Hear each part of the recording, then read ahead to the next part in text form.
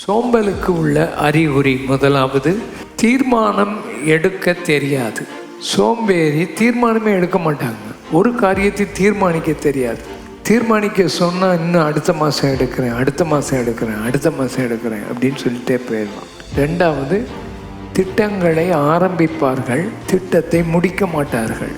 சோம்பேறிகள் ஆரம்பிப்பாங்க, முடிக்க தெரியாது. ஒரு காரியத்தை ஆரம்பித்தா அதை என்ன செய்யணும்? முடிக்கணும். இல்லாட்டா ஆரம்பிக்கக்கூடாது. ஆரம்பித்தா முடிச்சிடணும். இது புது வருடத்தில் திட்டம் தீர்மானம் எல்லாம் எடுத்தீங்கல்ல, ஒரு வருஷத்தில் பைபிளை என்ன செய்திருவேன்? முடிச்சிருவேன். ஆரம்பித்து முடிச்சுக்கலாம். அதை செய்துக்கிட்டு இருக்கீங்களா? இல்லை.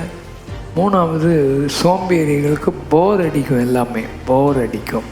பிரசங்கம் என்ன செய்யும்? போர் அடிக்கும். ஜெபம் போர் அடிக்குது.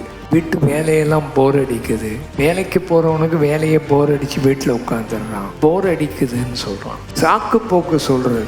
ஒரு தாளந்தை கொடுத்து வேலை செய்யுன்னு சொன்னால் சாக்கு சொல்கிறான். ஆண்டவரே, நீ கடினமான ஒரு ஆடு. அவன் நல்ல வேலை செய்வான்னு நினச்சி அவனுக்கு ஒரு டவலையும் கொடுத்தாரு. அந்த டவல்லையே அதை சுற்றி புதைச்சி வச்சுட்டான். சோம்பலும் பிரயோஜனம் இல்லாத ஊழியக்காரர்கள் நம்ம பார்க்குறோம்.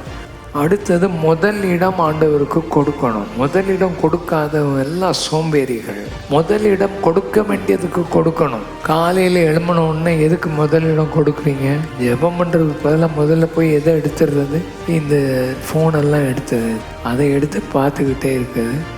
சர்ச்சில் என்னத்தப்பா ஃபோனை பார்க்குற அப்படின்னா, பைபிள் வாசிக்கிட்டு இருக்கேன்னா வேறு என்னத்தையோ பார்த்து என்னமோ எஸ்எம்எஸ் அனுப்பிக்கிட்டு இருக்கிறான். உன் வாழ்க்கையில் முதலிடம் கர்த்தருக்கு கொடு. இந்த மாதிரி காரியங்களை விட்டு வெளியே வரணும். அதுதான் சோம்பலை விட்டு வெளியே வர்றது.